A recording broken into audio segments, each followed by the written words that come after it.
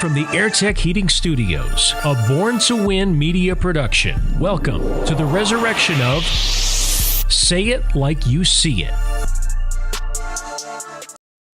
Super Bowl 57, only 48 hours away, and we are so unbelievably excited to be a part of this stream. Say It Like You See It. I'm Trace the Moustakis, live from my kitchen once again. I feel like going forward, this might be the place to do the podcast. I seem to have some pretty good takes last time I was here. Joining me, as always, my partner in crime, Quinn, the mighty Q Redman himself. We're 2 days away, Quinn, from the biggest game, perhaps, not only in the football season, but this one specifically is very, very important to you and to all of Kansas City Chiefs fans and Patrick Mahomes fans around the globe, because this is the next one. This second Super Bowl and going forward is what's really going to take Patrick Mahomes' career trajectory, and it's either going to stagnate it or it's going to propel it forward. So before we get into that, how you doing today? Hey, I'm doing fantastic and only getting better. And you had mentioned that, yes, Patrick Mahomes, this could be Super Bowl win number 2. I think that there's a lot that goes into this one. I think the Eagles it's an interesting matchup. The actual buzz from the actual, Super Bowl of how important of a game or how much buzz goes into this game. And the fact that both teams have been there in the last 5 years actually numbs down a little bit of that buzz. It's not any new energy, and especially what the Eagles had back in that 2016-17 season with that Nick Foles Super Bowl. That buzz was just so crazy because the Eagles haven't had a Super Bowl, and it was just this was that for them, and it was so crazy and amptic. So the fact that both teams have made it in the last 5 years, I think makes it a little bit more neutral in terms of excitement. But at the end of the day, it's still the Super Bowl. It's the biggest game. It's the number one thing in sports when it comes to America. And a lot of beer and a lot of pizza and a lot of wings are going to be eaten on Sunday. Oh, absolutely, without a question. And I know that I'm going to be having 6 or 7 different types of dips and chips. I'm planning on cheating on my wonderful diet that has gone so well for me so far. And I'm not going to be ashamed of it. I'm going to go all in with it. Let's just dive into the game, and I'll actually take the lead on this one. So I was doing a lot of thinking about how I wanted to approach the Super Bowl and how I kind of wanted to talk about the breakdown of this game. And basically what I kind of came to the conclusion of is I could break down the numbers for you. I could tell you that Hassan Reddick has a percentage of blitzing that, he's successful on what edge and this and that and the other. But the Super Bowl comes down to not just the numbers, but it comes down to the culmination of a bunch of events, all of the events that led to both teams getting there. And what did it mean for each team to get to the Super Bowl? And that was this. The Eagles had the easiest cakewalk to the Super Bowl maybe we've ever seen. I mean, let's think about it. They had not only the PFF graded easiest schedule regular season in the entire league, but the hard teams that they faced, the Jacksonville Jaguars, the Tennessee Titans, they played Jags earlier on in the year. The Jags weren't good. Then they played the Titans at the end of the year. Titans were good at the beginning of the year, sucked at the end of the year. So everything sort of went right for the Philadelphia Eagles in the regular season. Then you move over to the postseason, and then they play Daniel Jones for a third time, who they've had his number since he came into the league. And then you had the 49ers, who were the best team on paper, but at the same time were taking snaps to Christian McCaffrey at the end of the game. So if you're talking about things that had to go right for a team, Philadelphia has had all of the answers. And that's why I believe going into this next game, it only makes sense that the narrative shift to Philadelphia and they take away this Lombardi trophy. It's also something that they can boast, finally, that they have a franchise quarterback that can win the Lombardi trophy. If you remember, Carson Wentz took them all the way down in 2017. I think he got to week 14 to week 15 in the regular season before he got hurt and it ended his season. Then you put up Big Dick Nick is what they call him, Big Nick Foles, and he goes out there and has an unbelievable, unprecedented backup run, winning, I forget how many games it was, 6, 7, 8 games in a row, and hosting that Lombardi trophy. And it was a great Super Bowl win, a great team win. But now it's Jalen Hurts' turn to take this team make it his own. One thing that Philadelphia has never seen, a franchise quarterback-led team into the playoffs, or into the Super Bowl era, I should say. And if they can pull this off, it means everything for the city of Philadelphia. It means everything for Jalen Hurts. And honestly, like I was saying before, I don't think there's any chance that Kansas City can slow down the narrative this year that is Philadelphia. It's going to be a good game. Don't get me wrong. I'm expecting fireworks all over the place. In fact, my final score prediction is actually 34-30 in favor of the Eagles. But yes, I am taking the Philadelphia Eagles as my Super Bowl 57 winners. Wow. Okay. That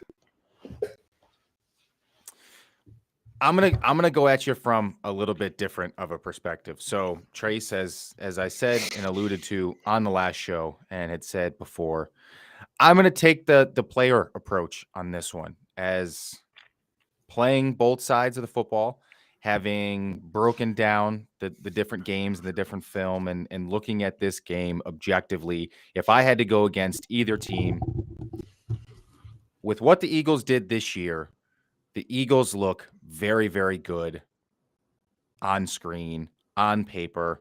They truly do come together. They've made a lot of really good plays. They've beaten the bad teams by good amounts. And I think that's the one thing that I'll actually give to them, is they did a good job all year of not really playing down to their competition, with the exception of a few times. That game that they played against the Colts, where they barely beat the Colts, and it was a really close game.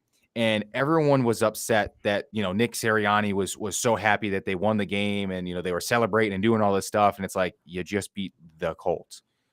Shows every week in the NFL is important. They have faced a lot of teams. They got the Vikings on a primetime game, not even, let alone anything else. I mean, Kirk Cousins, we know him in primetime is not very good. It's a situation for the Eagles.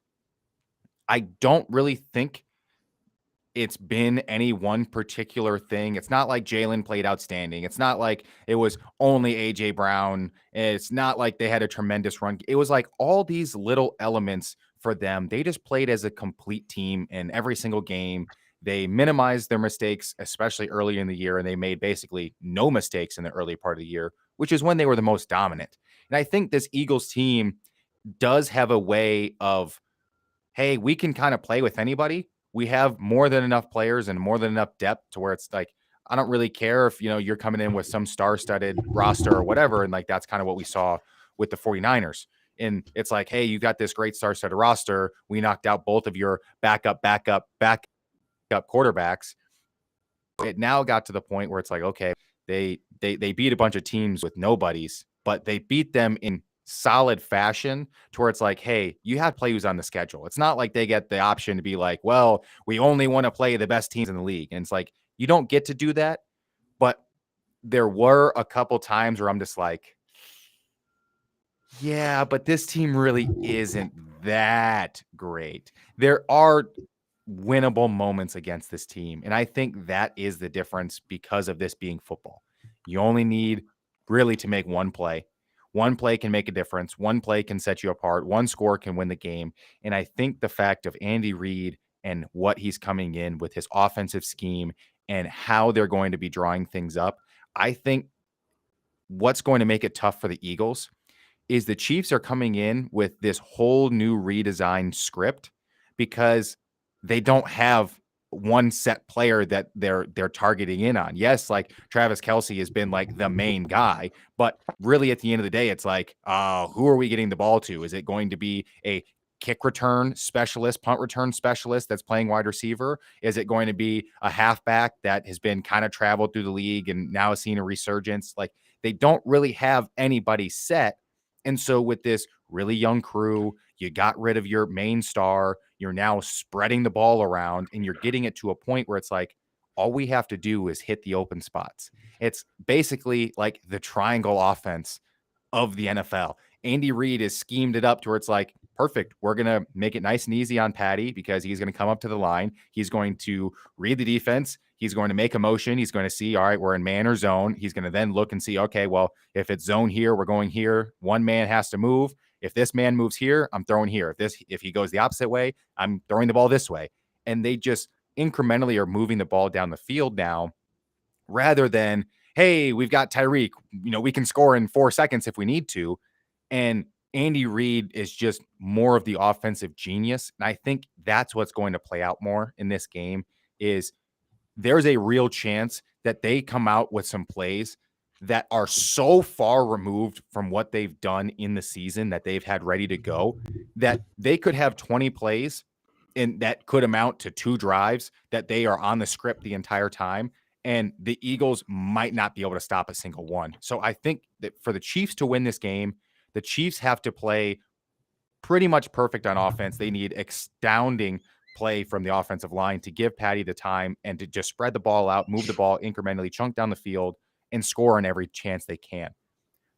On the flip side, the Eagles can win this game if they pressure Patty and they turn it into the Bucs-Chiefs Super Bowl from 2 years ago. If it turns into Patty's running for his life, he has receivers downfield dropping passes, he's trying to make all these plays, and now you're looking at it as like, oh, is Patrick Mahomes really the guy? And it's like, yes, he is.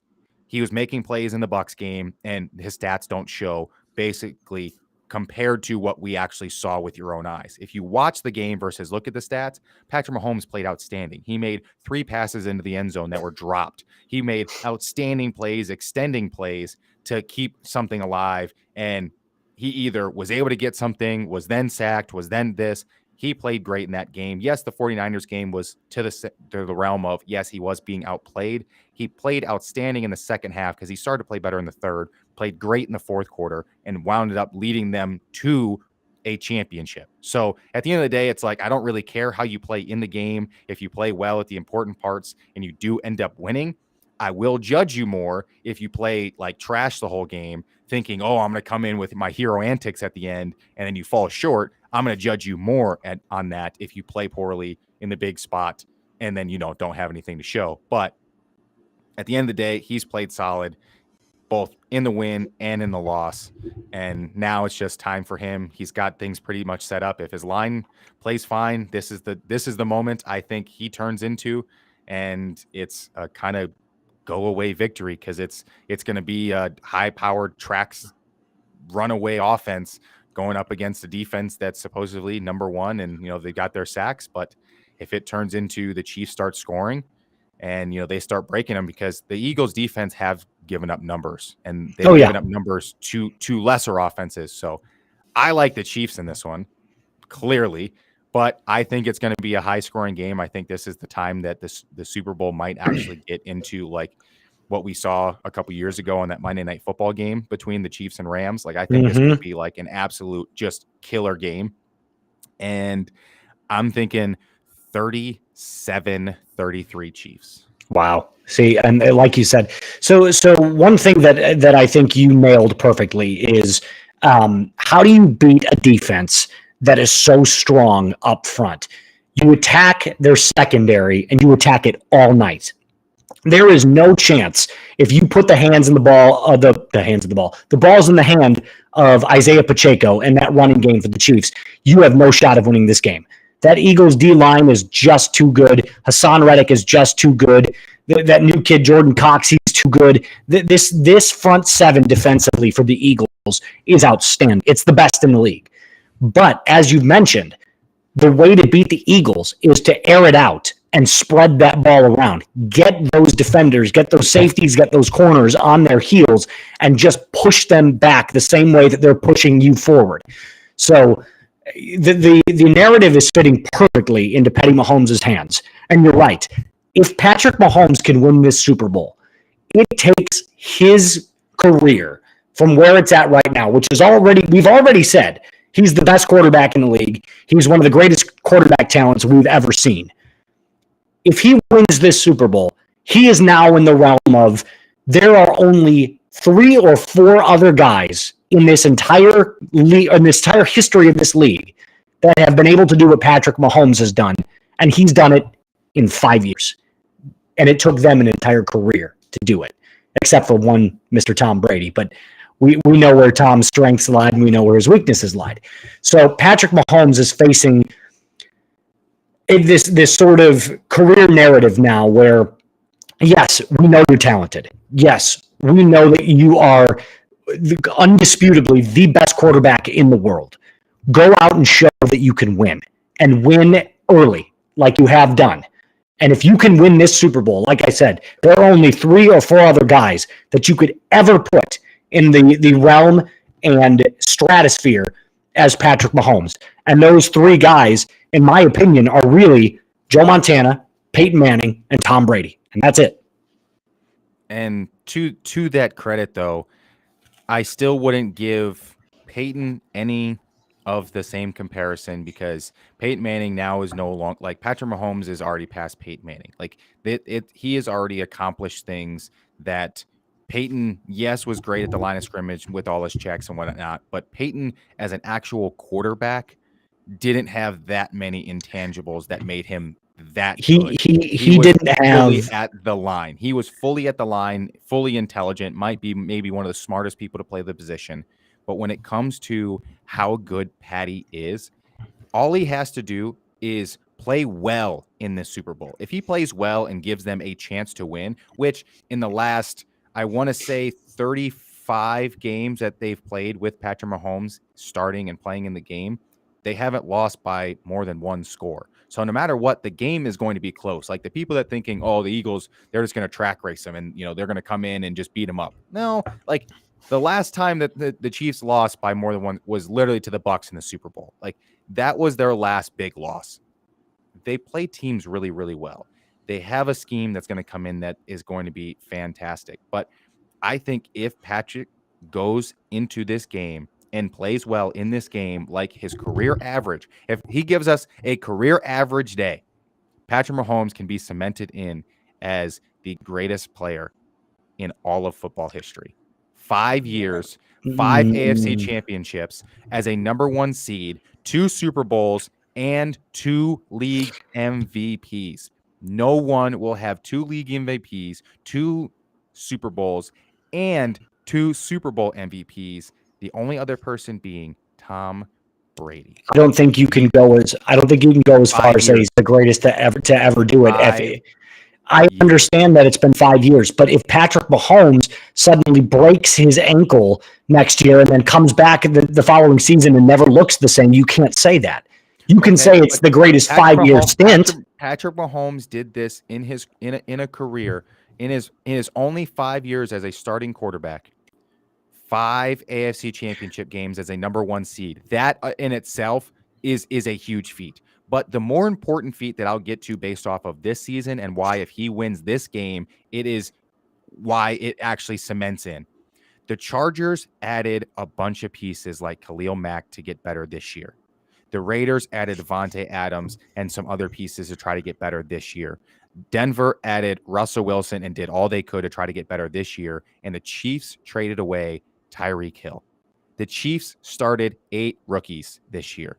If Patrick Mahomes is able to lead this group and this team to a Super Bowl, the only other team there's 2 other teams that started 8 rookies this year, the Bears and the Texans.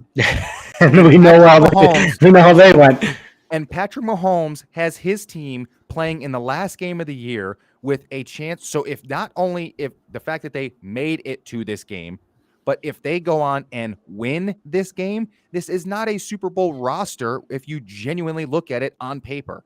You look at it and you go, whoa, where did all of this come from? There's not really a true number 1 wide receiver here. There's not really a true number 1 running back or really even like a standout 2. There's not a set anyone here. This is literally Andy Reid and Patrick Mahomes out there being better than everyone else. That's the difference of why he is so much better than everyone else, because you can look at Brady's first 5 years and all of his wins that he had in that first 5 had nothing to do with him. It was all about defense. It was all about how good that Patriots defense was and what they did on that side of the ball. He just kind of showed up and did things correctly. He did things right. I'm not going to say that Tom Brady didn't help, but there was a lot of other quarterbacks that could have funneled in and done a good job in Tom's first 5 years, because Tom wasn't the intellectual yet that he was, which is why I say that. Patty is different because he's leading them. He's the reason that they're in their third Super Bowl in the first 5 years, and they've had 5 chances to get there. Like, insane. It is insanity, and we could make bets all day long about where Patty's gonna, what his line's gonna look like, what his career is gonna end up looking like, how many Super Bowls he's gonna get. But that is a conversation for another day. Speaking of betting, though, one of my favorite things to do during the Super Bowl is these fun prop bets. It's the only game of the year that we seem to really focus on the prop bets. We break down literally absolutely everything when it comes to the Super Bowl, from what color the Gatorade is going to be at the very end of the game that gets splashed on the coach, and the coin toss at the very beginning. So we apparently have 3 prop bets that you and I are going to sit on and kind of give to the public. Love this part of it. So our first one is, I believe, is the coin toss, correct? Yeah, the coin toss, I mean, it just goes regular. It's heads or tails. It funnels in. It's basically still at a pick'em in terms of heads or tails. I've always been a tails never fails guy. I've always been a tails fan. I've found that tails does tend to have a little bit heavier of a counteracting weight due to the way it's built, but that they don't use an actual heads and tails coin. It's a special built coin for the Super Bowl every year. But I've been a pretty classic tails never fails. Let's rock and roll it. I'm rocking with tails too, but I'm gonna go at a different angle. Why does it always feel, and correct me if I'm wrong, why does it always feel that when someone says heads or tails, when you choose tails, you feel like the underdog? It gives you that chip on your shoulder, almost like when I pick tails and I'm right, it gives me that extra edge of like, I proved you wrong, versus when you pick heads and you're like, oh, heads, call it. And it's heads, you're like, yeah, kind of expected it. You know what I mean? It doesn't carry the same weight or that same feeling as when you pick tails. For some reason, that's always the way I've felt when someone says call it in the air and you pick tails. You always feel like the underdog. Like, you weren't going to pick that. I picked that. So it gives you that extra edge, that extra chip on your shoulder. So yeah, I'm rocking with tails too. I think that's a good pick. Well, when it gets into Gatorade, they do come down with the actual props and the different colors. So it's yellow, the lemon lime color, which I don't know how classic. It's not green. It is yellow. Even though it gets the slash green, it is not green. It is yellow. That is the favorite right now at plus 165. Orange is coming in at second at plus 300. You've got blue in third at plus 400. The red color at plus 450. They have clear, which is also slash water at plus 750, also purple at plus 750, and someone does have in a line on none at plus 1200. So none, no Gatorade. I've seen a lot of things that are referring to orange. I've seen a lot of leads to orange, and you know what? I'm thinking blue because cool blue and some peanut M&Ms. It's the Quinn special. It's the Quinn special. Quinn special. I'm not leaving it. Cool blue Gatorade. There's only one flavor that's better, and it's really tough to get. And so I'm sticking with it. What is that flavor? Original Cool Blue. What's the flavor outside of Cool Blue that's better? Oh, Riptide Rush. Is that that light purple one? Oh, light purple. Riptide Rush is by far and away the greatest Gatorade flavor. You are going to cause World War III to start. I mean, that is a very, very controversial take. If you've never had Riptide Rush, most people haven't had Riptide Rush. It is by far and away the best Gatorade flavor. The people that say fruit punch don't have taste buds, the people that say yellow or orange, I understand you. The yellow and orange are the most consistent across all Gatorade flavors. They taste the same. Cool Blue is the best right behind Riptide Rush, because Riptide Rush, you can have it warm, you could have it chilled, you can have it ice cold, you could have it slushified. It's fantastic. Cool Blue falls in second behind that, but the yellow and orange are the consistent guys, and red just sucks. Listen, I'm going to go. So before I get into what I believe is going to be picked, let me just give you a quick breakdown.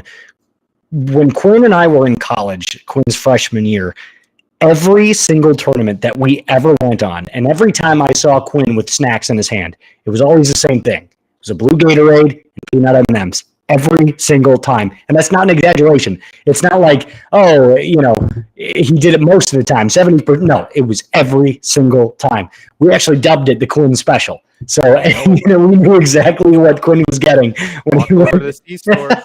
Walk over to the C-store before you go and get anything. I'm picking up a blue Gatorade, peanut M&Ms. I'll grab a Twix, and then I'm grabbing some form of, at the time, it was like hot Cheetos or some type of pizza or something. But nope. Cool Blue Gatorade, Cool Blue Gatorade, and peanut M&Ms every time. So the Gatorade for me, like my favorite flavor depends on, and I know it's going to sound crazy, the bottle that it comes in. If we're talking about the titty twist cap, the nipple, then the Gatorade nipple cap. The Cool Blue is by far and away the GOAT. Absolutely, could not agree with you more. There is not a better titty twist cap, nipple cap than Cool Blue. However, if I'm going standard Gatorade bottle, the classic Gatorade bottle, that has the logo on the outside, yes, and the twist off cap, I got to go orange. Orange is my number one. It's the most consistent across the board. It never fails for me, like you said. Orange is probably number one. I'd have to go with, what's really underrated? The white cherry, the clear one. It's very underrated. It's got a very nice cherry flavor. It is delicious. But I'm not going to say that that's the one that's picked. I'm going to go with the classic. Yellow is the way to go here. And I only say this because my pick is for the Eagles to win. And I truly believe that subconsciously the players pick the Gatorade flavor that most closely aligns with their team colors. So what's the closest thing to green? Yellow. And for the Chiefs, what's the closest thing to their red, even though red sucks? We both agree on that. The red flavor Gatorade's horrible, so I don't think they're going to go with it. The closest thing would be orange, which is exactly what they had when they beat the 49ers. And also, simultaneously, I think they would have gone with red had the Niners not been red.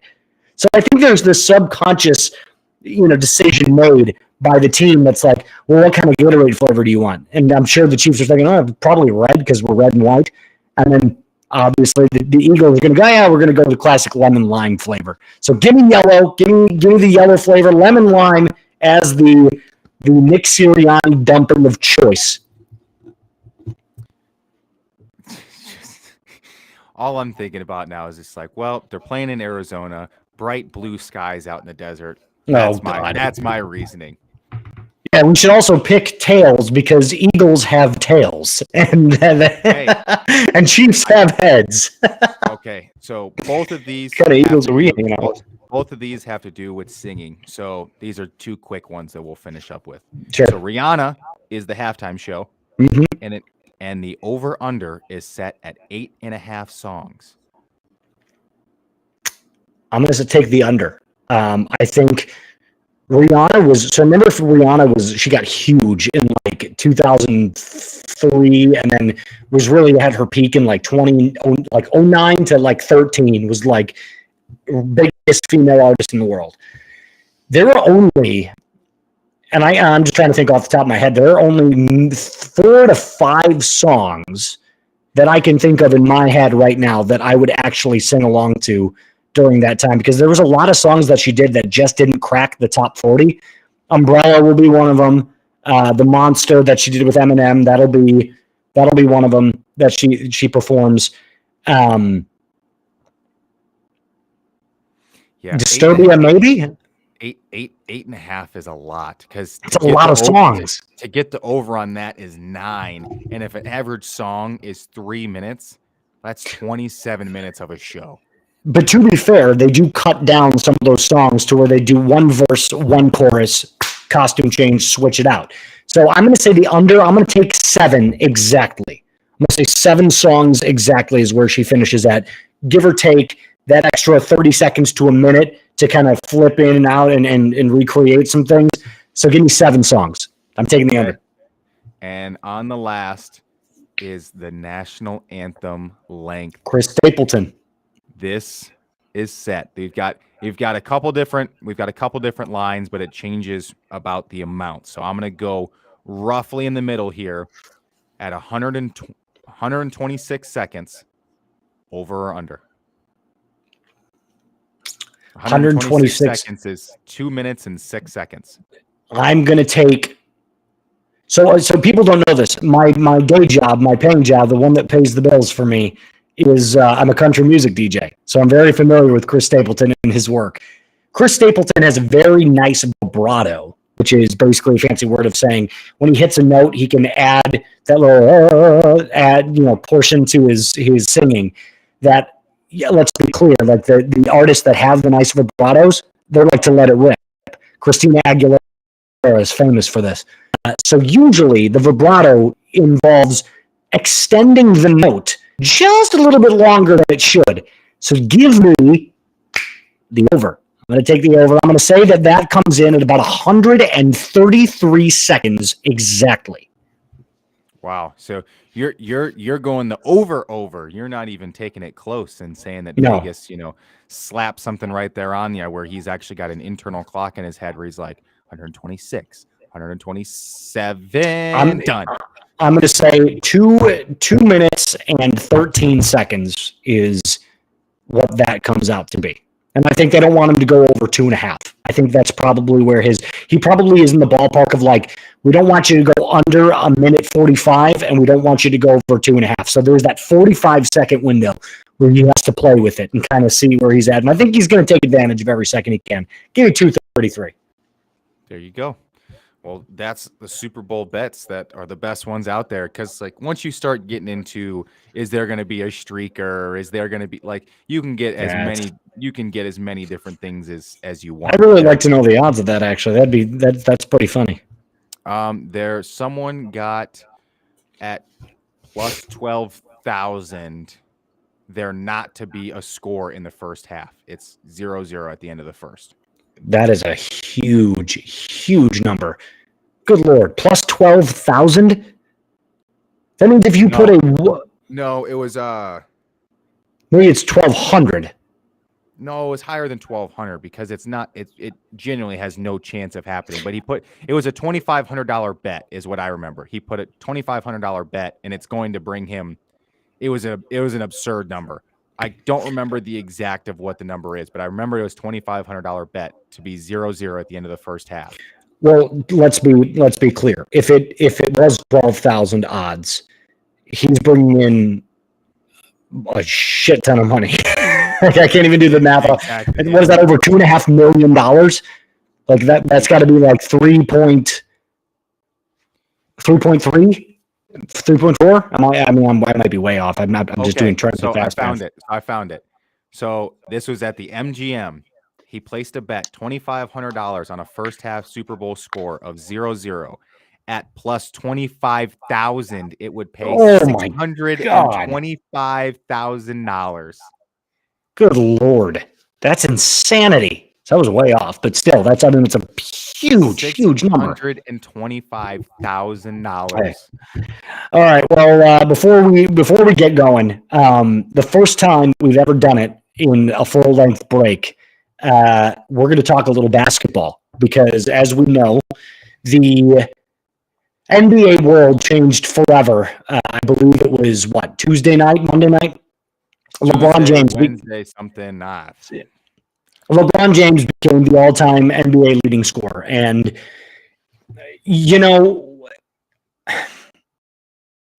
LeBron's career is a funny one because he's the only player that I've ever seen in my entire life in any sport. From the moment he started and stepped onto a court to the moment he'll step off has been nothing but greatness. Nothing but greatness. Even Michael Jordan had the dip where he retired once, and then he came out, and everyone was like, is he the same Michael Jordan? No, because he lost to the Magic, and then go back up and win 3 more. So there were those dips. I wouldn't call them like fall-offs, but I'd say like they were the little dips. Tiger Woods in golf, the greatest golfer that we would argue has ever touched a club. But even he has had, the years of 2015, 2016, 2017, where he barely played and was just awful. Years where he got the yips and he couldn't do one particular thing the right way. He's had his dips. Don't even get me started with his off-the-course stuff.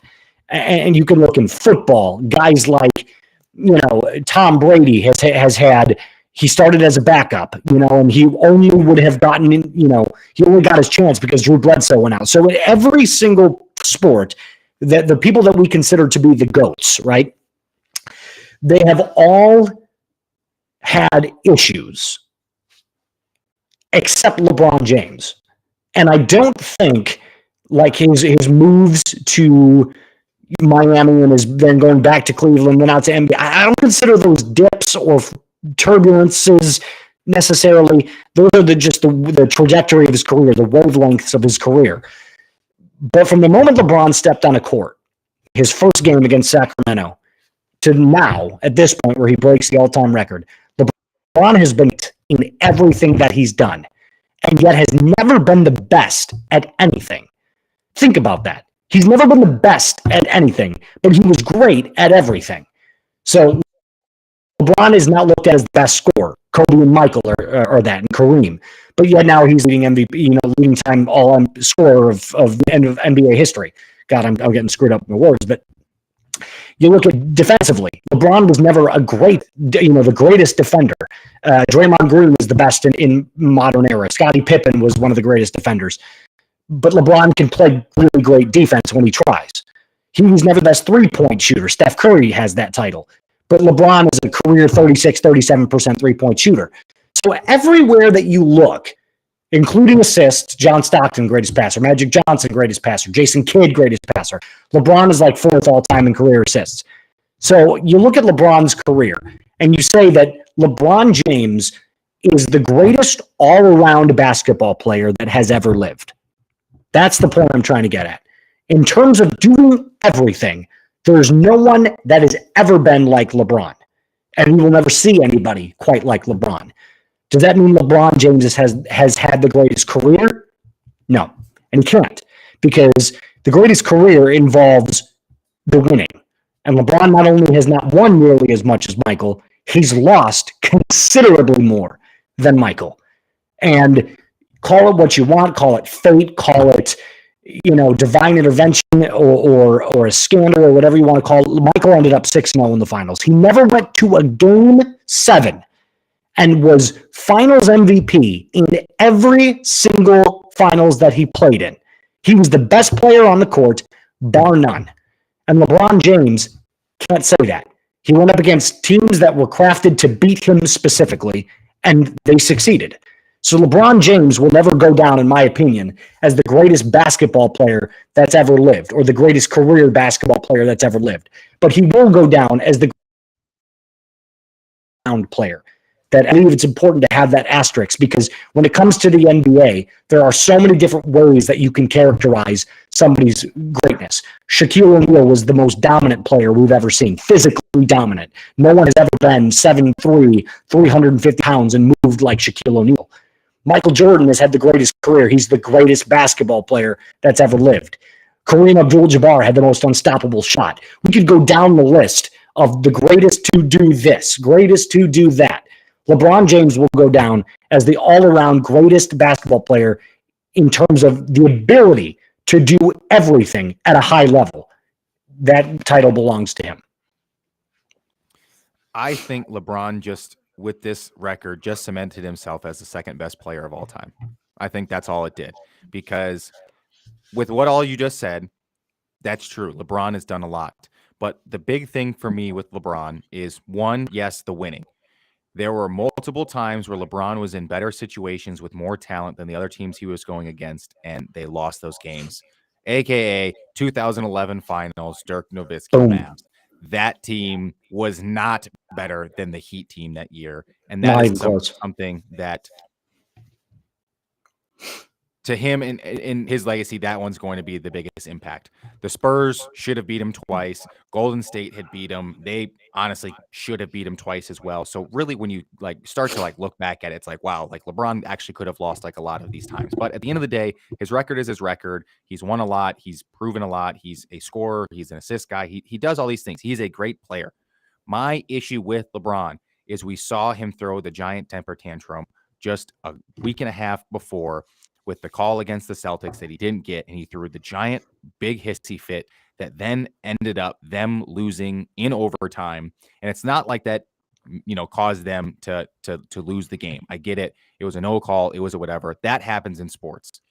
The fact that he threw the giant hissy fit that then led to them not being able to win the game in overtime is the reason that I knock LeBron all the time. At the end of the day, you said it with the finals thing, not coming in clutch at the end. When he passed Michael in terms of scoring, they lost that game. When he passed Kobe, they lost that game. They lost this game when he became the all-time scorer. And that's why we saw AD sitting on the bench the way he was. No one cares about stats if you're not winning games. So it's like, good job, LeBron. You passed, you got, your record, you got your thing, but that led to us with another loss, which is now we are further outside of the playoff picture because they're not even they're on the outs of even playing in the play-in games. Like, they're not even talked about right now as like, oh, even getting in the play-in games. And that was with both him and AD seeing the floor. Like, I get this huge trades and all the stuff that happened now the 2 days after and all the other things that went down, and the Kyrie thing was upsetting for him. But at the end of the day, the thing with LeBron, he just cemented he's the second best player of all time because he's not as dominant as Michael. He'll never achieve as much as Michael. But at the end of the day, Kareem was a 6-time champion and a 6-time league MVP. And he had the all-time leading scoring number. So LeBron passed the guy who I've always had in second. And so if you pass the guy who's in second, you're not suddenly in first. You're now in second.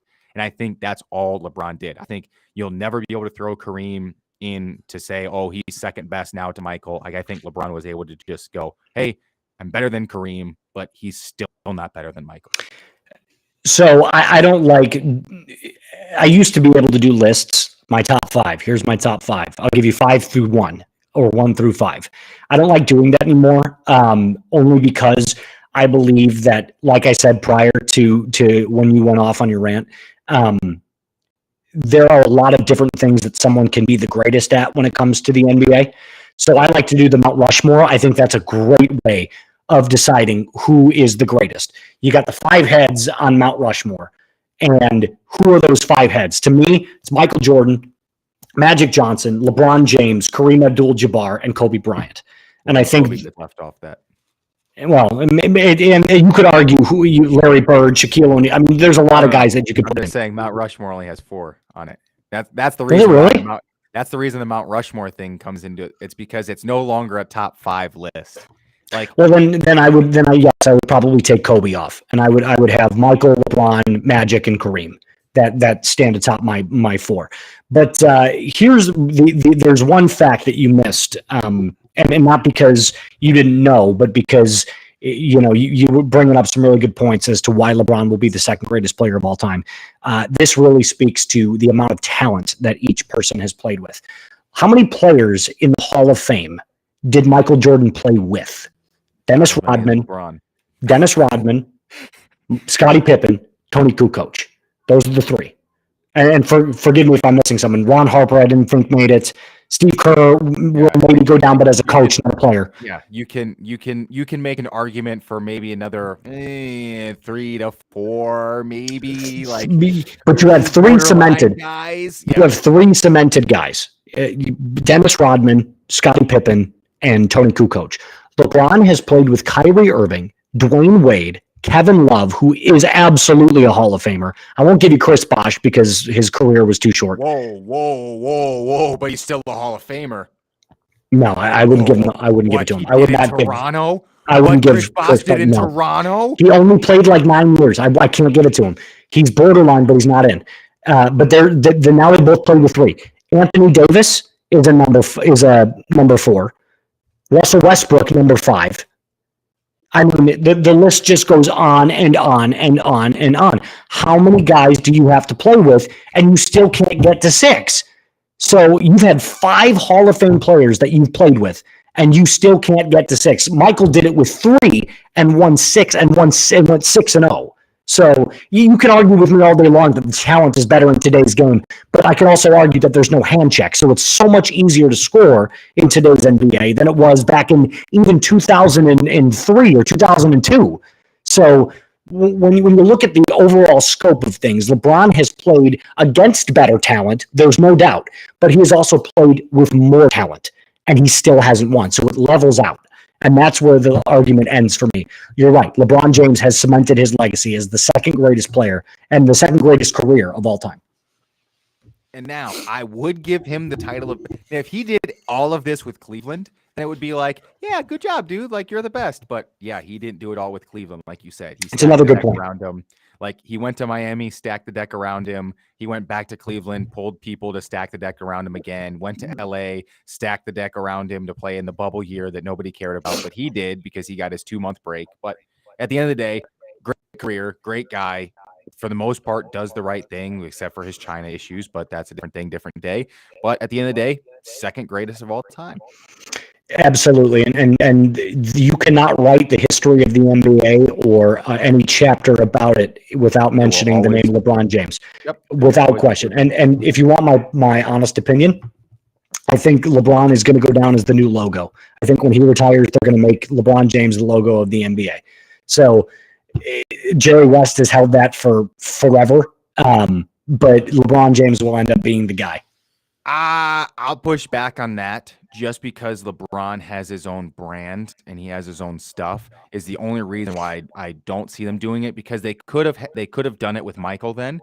And the fact that they didn't with Michael, it's, I think, because, hey, he has his own brand. And I think the fact that LeBron has his own stuff, I don't think the NBA is going to get in on the LeBron stock when LeBron stock is still smaller than MJ stock.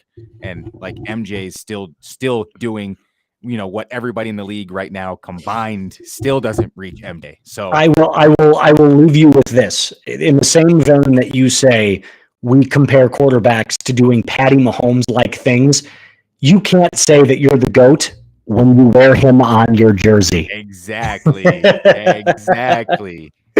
So that is how we will end today's episode. It was a really, really fun one. Quinn, I really wish you a happy Super Bowl experience. We're going to be back on Tuesday to break this game down and actually get into some really deep dives in NBA talks. So because once football is over, we're all about basketball, which is the next topic. Yeah, I see you saying over there, let's go Birds in this case. I'm not saying that I want them to win. I will be happy if either team wins, but I have to go with my gut, got to go with my feeling on who I picked. So I'm going to say let's go Birds. They're hunting. Bows and arrows hunting. Remember, you can find us wherever you get your podcasts. You can find us on our social medias. Say It Like You See It on TikTok. You can also find us on our Instagram, Say It Like You See It Pod. We're also on Facebook. We're on YouTube. You can check us out. If you want to give a quick plug, Quinn, to your socials, I know you're still doing some pretty big things. Every time I see you post on Insta, you've got like another 50,000 views. So, hey, nothing to it. Just an athlete making some wrestling content at the moment. Brand ambassador for both Liquid IV and Bucked Up. So both socials on Instagram and TikTok at mighty_Q21. You can get yourself some discounted Bucked Up or Liquid IV, and we'll just kind of go from there. Excellent. And then on my TikTok page, specifically Moose Juice Videos, Juice is spelled Joose. I'm happy to announce I am 300 followers away from hitting 100K. Oh, so snap. It's been I truly believe, I can tell you this right now, when I started my TikTok page, I had no inkling that I would ever reach something like that. Never reach that number. So to see finally that 100K on there, it's pretty crazy. So again, that's where we'll leave you. Say It Like You See It from my kitchen here in Fond du Lac, Wisconsin, and also from Fargo, North Dakota. I am Trace, the Moose Moustakis, alongside Quinn, the Mighty Q Redmond. We'll see you guys on Tuesday. Happy Super Bowl weekend.